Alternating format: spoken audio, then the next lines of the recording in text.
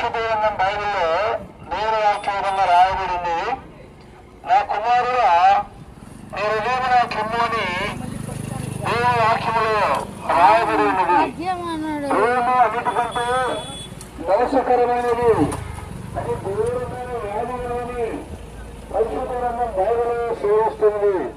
మానవుల విలువలో నిరాలోచనలు, దొంగతనములు, చెడుతనములు, కృత్రిమములు, నరహత్యలు అనేక పాఠములు మానవ హృదయంలో ఉన్నాయి. ఇటువంటి చెడిపోయిన హృదయం కలిగిన మానవుడు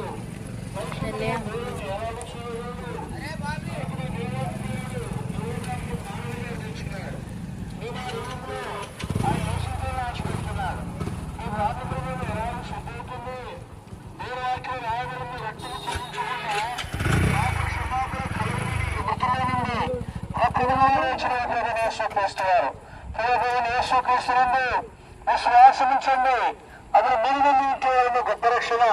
పాప క్షమాపణ నుండి దేవరాజ్యానికి వారసులవుతారు. దేవరాజ్యం రాయబడింది. పరిశుద్ధ లేకుండా ఎవరు ఎన్నడు ప్రభువు కొనలేని ఇవన్నీ సరైన నేనే రక్షణ ఉన్నాం. ప్రభు యేసు నుండి విశ్వాసం ఉంచండి, అప్పుడు మీరు మీ ఇంటి వారును గొప్ప రక్షణ పాప క్షమాపణ పొందారు. చెప్పండి ప్రభు యేసుక్రీస్తు వారికి రాజు ప్రభు యేసుక్రీస్తు వారికి